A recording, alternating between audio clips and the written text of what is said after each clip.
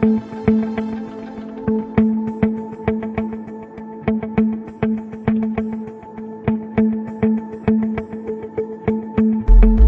वालेकुम। Kaif 7 company law. आज इंशाल्लाह हम लोगों का लेक्चर नंबर 27 होगा। इसी कपड़ों में आप मुझे बार बार देख रहे हैं, रीज़न आपको पता है कि एक ही दिन में ये हो रहे हैं, ठीक है। क्योंकि यार बहुत ज़्यादा बर्डन हुआ पड़ा है, लेक्चर्स काफ़ी मतलब के आगे हैं, तो और भी काफ़ी मसरूफियात हैं, लेकिन कोशिश पूरी है कि आप लोगों को टाइमली चीज़ें मिलती जाए इंशाल्लाह। तो आप लोग भी प्लीज़ बस साथ साथ इसको कवर करते जाएं। इंशाल्लाह बड़ी जल्दी ये सिलेबस भी कवर हो जाएगा और बड़े अच्छे तरीके से कवर भी हो जाएगा। अच्छा, ये आज लेक्चर नंबर 27 है, जिसमें आज हमने बात करनी है चैप्टर 4 को एंड करना है। बेसिकली चैप्टर 4 हमने कल ही स्टार्ट किया था, सीईओ के ऊपर हमने की थी डिस्कशन। छोटा सा एक वो ये चैप्टर है, इसके अंदर मेरा नहीं ख्याल किसी भी तरह की कोई कन्फ्यूजन होनी चाहिए। थोड़ी सी बातें हैं वो आप ज़ुबानी इधर उधर आते जाते भी जहन में दोहराएंगे तो आपको याद हो जाएंगी, ठीक है। अब आप आज आ जाएंगी अदर ऑफिसर्स के ऊपर कि सीईओ के अलावा भी कुछ ऑफिसर्स का होना ज़रूरी है कुछ कंपनीज़ के लिए। वो ऑफिसर्स कौन से हैं और किस किस कंपनी के लिए ज़रूरी हैं, वो आज हम देख लेते हैं इंशाल्लाह। चलें जी, आज हमने बेसिकली देखना है आपका जो है चेयरमैन की बात करेंगे। चेयरमैन से मुराद है बोर्ड का चेयरमैन, चेयरमैन ऑफ बोर्ड मतलब डायरेक्टर्स का चेयरमैन। ज़ाहिर एक बंदा होगा ना जो हेड कर रहा होगा उस चीज़ को। देन है जी आपका सेक्रेटरी है, वो कंपनी सेक्रेटरी, उसको देख लेते हैं। फिर आपका आ गया जी शेयर रजिस्ट्रार, ठीक है। सोल परचेज सेल्स एजेंट होते हैं एक, उसको देख लेते हैं, ठीक है जी। तो ये है जी आपका बस आज छोटा सा लेक्चर होगा 15-20 मिनट का मेरे ख्याल में, ठीक है। अच्छा, chairman of a listed company, तो पहले नंबर पे तो आ गया कि भाई ये जो चेयरमैन की रिक्वायरमेंट्स है लिस्टेड कंपनी के लिए हैं, not for other companies. Chairman की जो रिक्वायरमेंट है होने की और कितने टाइम में होना चाहिए, वो किसके लिए है, लिस्टेड कंपनीज के लिए है, याद रखना है आपने। चलें जी, the board of a listed company shall within 14 days from the date of election of directors. ये हमने कल भी 14 डेज वाली बात पढ़ी है। हमने कहा था कि इलेक्शन ऑफ डायरेक्टर्स के 14 दिन के अंदर अंदर आपने सीईओ को अपॉइंट करना है, और आज हम पढ़ रहे हैं कि भाई इलेक्शन ऑफ डायरेक्टर्स के 14 दिन के अंदर अंदर आपने उनमें से एक बंदे को चेयरमैन ऑफ बोर्ड इलेक्ट करना है, अपॉइंट करना है। Appoint a chairman from among the non executive directors, ये बड़ी अहम बात है, अंडरलाइन कर लें, अंडरलाइन कर लें, अंडरलाइन कर लें, बड़ी अहम बात कर दी उसने। भाई वो कह रहा है कि लिस्टेड कंपनी का, बस मैं आपको बता रहा हूं, लिस्टेड कंपनी के अंदर आपका जो बोर्ड है, ठीक है, ये जो बोर्ड ऑफ डायरेक्टर्स है, इसके अंदर कुछ मौजूद होंगे एग्जीक्यूटिव डायरेक्टर्स, कुछ मौजूद होंगे नॉन एग्जीक्यूटिव, और कुछ मौजूद होंगे भाई आपके इंडिपेंडेंट, बिल्कुल इंडिपेंडेंट है वो, ठीक है। तो वो कहता है कि जो आपने चेयरमैन चूज करना है ना, इनमें से चेयरमैन चूज किया जाएगा। चेयरमैन किस में से अपॉइंट किया जाएगा, नॉन एग्जीक्यूटिव डायरेक्टर्स में से। For a listed company the chairman of board must be from the non executive directors, he or she must be appointed within 14 days of the election of directors। सही है। The chairman shall be responsible for leadership of board। obviously board का chairman है तो फिर board को ही करेगा ना वो लीड। सीईओ होता है वो पूरी कंपनी का होता है, वो कंपनी को लीड करता है। And ensure that the board plays an effective role in fulfilling its responsibility। General सी बातें हैं। The annual financial statement shall contain a review report by the chairman। इसको अंडरलाइन कर लें, आगे भी एक जगह पे पढ़ेंगे। The annual financial statements, ये लिस्टेड कंपनी की बातें हो रही हैं, बस ये ध्यान में रखना है। The annual financial statement shall contain a review report by the chairman on the overall performance of board and effectiveness of role played by board in achieving the objective। Start में मैंने शायद आप लोगों को कभी कहा था कि लिस्टेड कंपनीज, कुछ लिस्टेड कंपनीज के आप वहाँ से फाइनेंशियल स्टेटमेंट से एनुअल रिपोर्ट्स डाउनलोड कर लें। नहीं किए होंगे, वो नहीं करेंगे तो यार फिर मज़ा नहीं आता ना चीज़ का। अब बच्चे थोड़ी हैं कि अब कोई 5th-6th क्लास में 8th क्लास में है कि रट्टू तोते बनवाते रहे। आपको चीज़ें आपको देखनी चाहिए, जब आप देखेंगे वो कभी भी नहीं भूलेंगी, बताया हुआ भूल जाएगा, लेकिन आप अगर खुद देखेंगे ना चीज़ को, वो इंशाल्लाह कभी भी नहीं भूलेगा। तो भाई थोड़ा दिमाग खोलें, कंपटीशन इतना ज़्यादा है मार्केट के अंदर, माऊ बन के बैठे रहेंगे तो वो अगले बंदे को फ़ौरन पता चल जाता है कि इसने किस तरह पास किया। पहले वो कहते होते रहे कि ये पता नहीं छोले दे के पास किया है क्या दे के, तो भाईजान वो सीन नहीं करना आप लोगों ने, ठीक है। आप थोड़ा सा अपने आप को थोड़ा खोलें, दिमाग को खोलें। तो जो आपको बात अगर कही गई है तो उसको देखें। अभी जाएं लिस्टेड कंपनी जो है उन कोई ना कोई लिस्टेड कंपनी की उठाएं एनुअल रिपोर्ट्स, उसमें आप देखें जाके आपको चेयरमैन का रिव्यू मिल जाएगा। उसमें वो लिखता है कि पूरे साल में आपके बोर्ड की क्या परफॉर्मेंस रही है, कितनी बार मिले हैं, कौन कौन से एजेंडास के ऊपर बात हुई है, ये सारा कुछ वो उसमें बताएगा। ठीक है। देन आगे चेयरमैन शैल होल्ड, मतलब अगर पेपर में क्वेश्चन आया था कि भाईजान चेयरमैन की क्या रिस्पॉन्सिबिलिटी है, तो दूसरा पैराग्राफ आपने इस हिसाब से लिख देना है। Then chairman shall hold office for 3 years unless he earlier resigns, becomes ineligible or disqualified or removed। सही है, तो भाई 3 साल के लिए ये भी होता है। The board shall clearly define the respective roles and responsibility of chairman and CEO। भाई बोर्ड, क्योंकि देखो CEO भी एक तगड़ा बंदा है, चेयरमैन भी एक तगड़ा बंदा है, तो वो कहता है कि बोर्ड क्लियरली इनकी जेडीज, जॉब डिस्क्रिप्शन या रोल्स इनके डिफाइन करेगा कि भाई इसकी जेडी CEO की ये है, इसने ये करना, चेयरमैन ने ये करना। ये ना कॉन्फ्लिक्ट आ रहे हैं, फड्डे हो रहे हैं। एक ही काम है, उसकी सेम अथॉरिटी आपने CEO को भी दी हुई है, सेम अथॉरिटी आपने चेयरमैन को भी दी हुई है, आपस में लड़ पड़े, एक कुछ और चाह रहा है, कुछ और चाह रहा है, डिफरेंस ओपिनियन आ जाए, मसाइल पैदा हो जाए, तो भाई इसलिए वो कहते हैं कि दोनों बंदे इक्वली इंपॉर्टेंट है, दोनों के लिए आपने अलग अलग इनके रोल्स डिफाइन करने हैं बड़े क्लियर करके। सही है। करने किसने, बोर्ड ने। क्यों? क्योंकि चेयरमैन को भी किसने इलेक्ट करना है, सॉरी अपॉइंट करना है, इलेक्ट में बस बोल देता हूँ, अपॉइंट करना है, इलेक्शन नहीं होता इसका। वो किसने करना है भाई? बोर्ड ऑफ डायरेक्टर्स ने करना है। ठीक है। With in 14 days of election of directors. CEO को भी किसने अपॉइंट करना है? बोर्ड ऑफ डायरेक्टर्स ने करना है with in 14 days of director of election of directors. अब ये 14 दिन बाद दोनों इकट्ठे आ जाएंगे सामने, तो भाई रोल्स एंड रिस्पॉन्सिबिलिटी डिफाइन अच्छे से होनी चाहिए। The commission may specify the classes of companies for which the chairman and CEO shall not be the same individual। कहते हैं कमीशन का अगर मूड होगा ना, तो वो क्लासेस ऑफ कंपनी बता सकता है कि यार ये जो फॉर एग्जांपल पावर सेक्टर की कंपनीज है ना, इनके अंदर CEO और चेयरमैन एक बंदा नहीं हो सकता, डिफरेंट हो सकते हैं। इसका मतलब है कि CEO और चेयरमैन एक शख्स भी हो सकता है। इसमें से इम्प्लाइड फिर ये निकला है ना, क्योंकि उसने क्या कहा है कि कमीशन आपको ये भी बताएगा कि भाई CEO और चेयरमैन ये फलां कंपनीज के लिए सेम बंदा नहीं हो सकता। तो इसका मतलब है कि अगर कमीशन नहीं बता रहा, तो क्या एक ही शख्स CEO भी बन सकता है, चेयरमैन भी बन सकता है? जवाब आपका हुआ बिल्कुल जी, बन सकता है। ठीक है जी। चलें, ये हो गया चेयरमैन। बस इतना ही था हमारे सिलेबस में। वैसे बहुत लंबा चौड़ा है चेयरमैन के ऊपर लिखा हुआ, लेकिन हमारे सिलेबस में इतना ही था। अब आगे आ रहे हैं, public company required to have a secretary. ऊपर हमने क्या पढ़ा था? लिस्टेड कंपनी का चेयरमैन सिर्फ, ठीक है, वो मस्ट है। यहां पे हम पढ़ रहे हैं पब्लिक कंपनी। पब्लिक में आपको पता है सेक्रेटरी लिस्टेड भी आ जाती है, अनलिस्टेड भी आ जाती हैं। तो भाई a company secretary is responsible for advising the board on compliance of corporate laws and for maintenance of relevant records and register.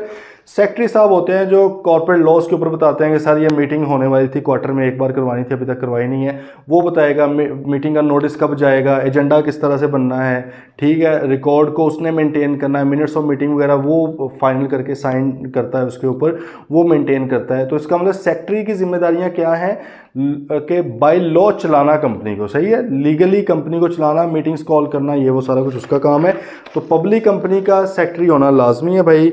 A public company must have a company secretary possessing such qualification as may be specified। तो अभी नहीं इधर specify, तो छोड़ें, ठीक है। वैसे एक जगह पे है code of corporate governance regulation 2017 जो कि लिस्टेड कंपनीज पे लगता है, तो वो फिलहाल छोड़ें जब हमारे सिलेबस में नहीं है। ओके, नीचे आ जाएं। अब फिर लिस्टेड कंपनी आ गई बीच में। Listed company to have share registrar. अभी तक हमने जो रजिस्ट्रार का वर्ड सुना था वो हमने सुना था चैप्टर 1 के अंदर। हमने कहा था ये रजिस्ट्रार से मुराद registrar, deputy registrar, assistant registrar, joint registrar, joint deputy registrar वगैरह वगैरह वगैरह, ये हमने पढ़ा। वो था भाई SCCP की तरफ से रजिस्ट्रार, जो उधर डॉक्यूमेंट्स को रजिस्टर करता है, अपने बार रिकॉर्ड कर लेता है जो भी आप डॉक्यूमेंट सबमिट करवाते हैं। लेकिन लिस्टेड कंपनीज के अंदर भी एक शेयर रजिस्ट्रार मौजूद होना चाहिए, क्योंकि लिस्टेड कंपनीज के शेयर्स बहुत ज़्यादा तादाद में बिकते हैं और ख़रीदे जाते हैं। तो भाई अगला शेयर होल्डर कौन बन गया है उसको भी, मतलब उसमें बड़ा एक्टिव रोल है शेयर रजिस्ट्रार का, उसको रखे, उसको लिखे। प्राइवेट कंपनियां बहुत कभी कभार जाके किसी को शेयर बिकते हैं, लिस्टेड कंपनी में तो कंपनी को तो पता ही नहीं होता कि भाई उधर में हमारे शेयर भी बिकते जा रहे हैं। लेकिन फिर डे एंड पे वो देखते हैं कि भाई कौन सा शेयर होल्डर अब हमारा नया है, उसको हम अपनी बुक्स में रिकॉर्ड कर लें, क्योंकि अब डिविडेंड्स आए हैं, नए बंदे के नाम पे जाना है। खैर ये प्रोसेस बड़ा एक वेल ऑर्गेनाइज्ड है, ये नहीं कि अब उधर जाके पूछता फिरेगा वो किस किसने बेचे हैं। एक प्रॉपर तरीका है, सीडीसी कंपनी है उसके थ्रू शेयर्स बिकते हैं, स्टॉक मार्केट से इन्फॉर्मेशन है, तो ये मतलब एक तरीकाकार, लेकिन जाहिर है एक रेलिवेंट पर्सन होना चाहिए ना जो इन चीज़ों को रिकॉर्ड करे। दैट्स वाई शेयर रजिस्ट्रार होना मस्ट है। Listed companies are further required to appoint independent share registrar to handle the transfer of shares and all other obligations of the company as an issuer towards shareholder। भाई transfer of shares को भी वो बंदा manage करेगा, handle करेगा, और जब shares issue करने हैं तो फिर भी जाहिर है जिसको इशू किए गए वो शेयर होल्डर बन गया, अब उसको रजिस्टर करना है तो ये भी ये करेगा। In case of listed companies all applications for transfer of shares are directed to the share registrar instead of company. हाँ, कहते हैं कि अगर लिस्टेड कंपनी के अलावा है तो फिर आप कंपनी को लिखते हो या बोर्ड को लिखते हो कि भाईजान हम अपने शेयर्स बेचना चाह रहे हैं। अगर लिस्टेड कंपनी है तो फिर आप शेयर रजिस्ट्रार को लिखेंगे, क्यों? क्योंकि भाई जब एक ऑफिस मौजूद जो है वहां पर तो उसको लिखो ना। बात आई है समझ? मतलब है कि अगर एक चीज़ मौजूद है ऑलरेडी तो फिर आपने उसके अंदर जाना है, उसको आपने बताना है। आप फॉर एग्जांपल कहें कि अगर एक ऑर्गेनाइजेशन है उसके अंदर एक सिक्योरिटी डिपार्टमेंट मौजूद है, सिक्योरिटी डिपार्टमेंट का हेड भी मौजूद है। अब अगर किसी बंदे को चोरी होगी और वो सीधा जाके चला जाता है जी सीईओ के पास, जी मेरी कोई चोरी हुई है, भाई सीईओ कहेगा यार मेरा की काम है। भाई आप रेलेवेंट पर्सन के पास जाओ, या तो वो मौजूद ना होता सिक्योरिटी डिपार्टमेंट तो फिर तो सही था, जब वो मौजूद है तो यार मेरे पास तुम क्यों आए हो। वो भी यहाँ पे ये कह रहा है कि भाई जब शेयर रजिस्ट्रार मौजूद है तो लिस्टेड कंपनी में अगर आपने शेयर्स वगैरह सेल परचेज करने हैं तो फिर आप शेयर रजिस्ट्रार को मतलब अप्लाई करते हो, ठीक है। अच्छा, अब अगेन वो बात है कि लिस्टेड कंपनी से क्योंकि स्टॉक मार्केट पे शेयर्स बिक रहे होते हैं तो वो उधर ना जब शेयर्स बिकने लगते हैं तो उसी वक्त ही शेयर रजिस्ट्रार को एक इंटीमेशन चली जाती है, एक नोटिस चला जाता है कि भाई ये बेचने लगा बंदा शेयर, ठीक है। स्पेशल जाके उधर कोई दरख्वास्त देने की जरूरत नहीं, और ना ही शेयर रजिस्ट्रार रोक सकता है कि भाई मैं नहीं आपको बेचने दूंगा। ओके, बस उसने रजिस्टर कर लेना है। The name of share registrar of the company is mention in the notice of general meetings as well. भाई जब जब जनरल मीटिंग होगी तो उसके अंदर भी नोटिस में उसका नाम भी शामिल किया जाएगा, ठीक है, शेयर रजिस्ट्रार का। ओके भाई, आगे समझ शेयर रजिस्ट्रार की। चलिए नीचे एक आ गया bar on appointment of sole purchase sales agent. पहले तो ये देख लेंगे सोल परचेज सेल एजेंट है कौन। सोल परचेज या सेल्स एजेंट से मुराद है जी जो कंपनी की बड़ी बड़ी सब्सिडरीज या बड़े बड़े बिजनेस सेटअप्स को ख़रीदते या बिकवाते हैं, ठीक है, उनको सोल परचेज अगर ख़रीदना हो बेचना हो तो सेल्स एजेंट कहते हैं। सोल से मुराद है अकेला बंदा, ठीक है, तो ये बेसिकली बात है इसकी। इसके ऊपर ज़्यादा आपकी बुक में भी नहीं है तो ज़्यादा ज़ाहिर है फिर समझने की भी नीड नहीं है, ये इतना इंपॉर्टेंट कॉन्सेप्ट भी नहीं है, लेकिन रट्टा सा इसमें से आ जाता है तो इसको पढ़ना ज़रूरी है। वो कहते हैं no company incorporated in Pakistan और आउटसाइड। कंपनी जो कि कंपनी लॉ की डेफिनेशन के मुताबिक कंपनी है, ठीक है। कहते हैं no company which is carrying on business in Pakistan shall without the approval of commission appoint any sole purchase sale और डिस्ट्रीब्यूशन एजेंट। अगर कंपनी कोई सोल परचेज या सेल्स एजेंट अपॉइंट करना चाह रही है तो उसको पहले अप्रूवल लेना पड़ेगा, किसका? कमीशन का अप्रूवल लेना पड़ेगा। लेकिन नीचे एक्सेप्शन क्या है? Company incorporated outside Pakistan are not required to obtain the approval of commission for such appointment unless the major portion of business of such company or person is conducted in Pakistan, ठीक है। अब देखें ऊपर जो हमने लाइन पढ़ी है उसमें हमने कहा कि नो कंपनी, चाहे वो पाकिस्तान में इनकॉर्पोरेट हुई है या पाकिस्तान से बाहर इनकॉर्पोरेट हुई है, वो सोल परचेज या सेल एजेंट नहीं अपॉइंट कर सकती जब तक कि उसको अप्रूवल ना मिले कमीशन का। अब नीचे हम कह रहे हैं कि जो बाहर वाली कंपनी है उसको नहीं चाहिए। कब नहीं चाहिए? अगर वो पाकिस्तान में काम ही नहीं कर रही। तो इसका मतलब है ऊपर वाली जो लाइन है उसको आप लिख लें, फिर थोड़ा रीडिफाइन या रिफाइन कर लें। No company incorporated in Pakistan और outside but conducting business in Pakistan, मतलब बाहर वाली के लिए पाकिस्तान के अंदर वो अगर बिजनेस कर रही है फिर रिक्वायर्ड है अप्रूवल कमीशन का, ठीक है। अगर एक कंपनी आउटसाइड पाकिस्तान में पाकिस्तान में करी कुछ नहीं रही तो भाई वो क्यों कमीशन के पास जाती फिर? मतलब हर कंपनी जो दुनिया में काम कर रही है वो कमीशन के पास आएगी? ऑब्वियसली नहीं आएगी, ठीक हो गया, बात आई समझ। एग्जाम्पल देखें, ABC limited is registered under the companies act 2017 and is carrying on business in Pakistan and middle east, मतलब ये पाकिस्तान में भी काम कर रही है और मिडल ईस्ट में भी काम कर रही है, okay. It is considering appointing a sole purchase agent, वो एक सोल परचेज एजेंट को रखना चाह रही है। तो भाई क्योंकि पाकिस्तान में इनकॉर्पोरेटेड है तो क्या इसको अप्रूवल चाहिए होगा? बेशक इसको अप्रूवल चाहिए होगा, ठीक है। दूसरी example, ABC incorporation is registered under the relevant laws of USA, USA के अंदर रजिस्टर्ड है, and is carrying on business in 12 different countries including some business in Pakistan. Pakistan में थोड़ा सा कर रही है, मेजर पोर्शन नहीं है उसका पाकिस्तान के अंदर। तो जब भाई थोड़ा सा कर रही है तो उसको क्यों क्या ज़रूरत पड़ गई है कि वो अप्रूवल लेती पड़े, तो उसको अप्रूवल लेने की ज़रूरत नहीं है। ओके जी, चलें जी, ये था जी अदर ऑफिसर्स का। थोड़ा सा रिवाइज कर लेते हैं, रिकैप कर लेते हैं कि अदर ऑफिसर्स में सबसे पहले तो chairman of a listed company है। तो भाईजान जिस तरह सीईओ आपने डायरेक्टर्स के इलेक्शन के 14 दिन के अंदर अंदर मुंतखब करना है, उसी तरह चेयरमैन ऑफ बोर्ड है वो भी आपने डायरेक्टर्स के इलेक्शन के 14 दिन के अंदर अंदर मुंतखब करना है। लेकिन this chairman must be from the non executive directors, इनमें से नहीं होना चाहिए, जबकि बोर्ड के अंदर ये तीनों बंदे मौजूद होंगे इनमें से कुछ कुछ, लेकिन जो चेयरमैन चूज करना है वो नॉन एग्जीक्यूटिव डायरेक्टर में से ही होना चाहिए। ठीक है जी। तो वैसे तो इसके ऊपर लिमिट्स भी हैं कि कितने कितने ये मिनिमम होने चाहिए, लेकिन वो मैं आपको नहीं बताऊंगा, कंफ्यूज ना हो जाए। लेकिन एक चीज़ तो इसमें से जाहिर हो रही है ना फिर कि कम से कम एक नॉन एग्जीक्यूटिव डायरेक्टर तो होना चाहिए, ये तो समझ आ रही है ना, क्योंकि हमने कहा कि लिस्टेड कंपनी का चेयरमैन नॉन एग्जीक्यूटिव होना चाहिए। तो आप कहें यार अगर नॉन एग्जीक्यूटिव डायरेक्टर ही कोई ना हो तो भाईजान होना चाहिए ना फिर कम से कम एक तो, जिसको आपने चेयरमैन बनाना है। लेकिन ये इससे ज़्यादा लिमिट है, मतलब जो है ना code of corporate governance regulation 2017, वो इंशाल्लाह जब आप लोग बड़े हो जाएंगे, ऊपर जाएंगे, ज़्यादा ऊपर नहीं, CFAP में, तो वहाँ पे आप लोग पढ़ेंगे। ठीक है, उसमें आप इनकी कितने कितने मिनिमम होने चाहिए वो भी। लेकिन यहाँ पे सिर्फ आपका थोड़ा कॉन्सेप्ट सीधा करने के लिए कि भाई कम से कम एक नॉन एग्जीक्यूटिव तो फिर लाजमी है, क्योंकि चेयरमैन तो नॉन एग्जीक्यूटिव ही बनाना है। ठीक है, अच्छा फिर हमने कहा इसकी क्या जिम्मेदारी है, इसने सारे बोर्ड को देखना है, उसके रोल्स वगैरह को देखना है, इफेक्टिवली बोर्ड अपना काम कर रहा है। और इसने जब एनुअल फाइनेंशियल स्टेटमेंट्स बनेगी उसमें एक चेयरमैन का रिव्यू भी आता है, जिसके ऊपर वो बताता है कि पूरे साल में बोर्ड ने किस तरह का परफॉर्म किया और ये वो सारी चीज़ें। ठीक है, 3 साल के लिए ये भी बनता है भाई।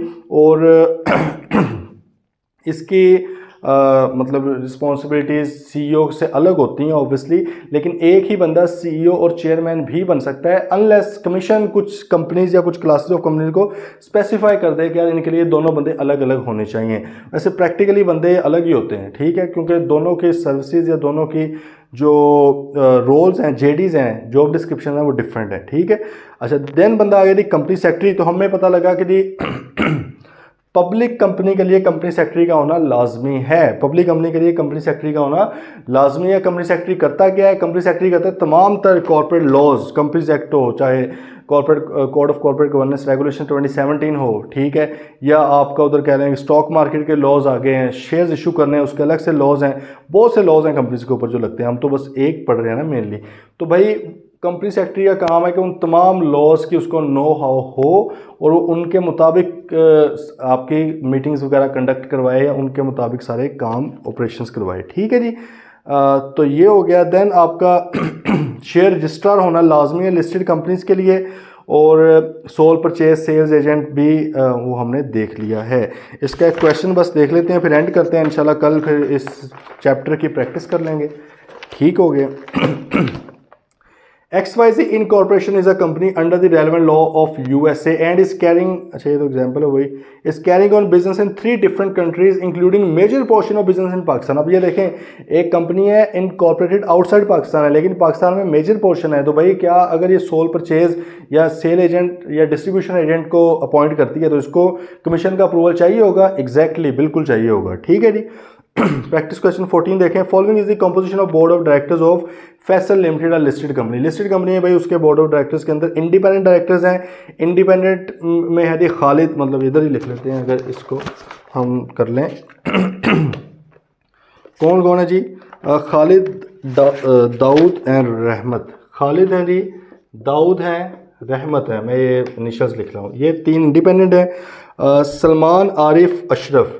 सलमान आ गया जी आपका, आरिफ और अशरफ, ये क्योंकि डिफरेंट है तो मैंने लिख दिया, ये 3 इधर आ गए जी। ठीक है, और आपका फसी, ये एग्जेक्टिव है।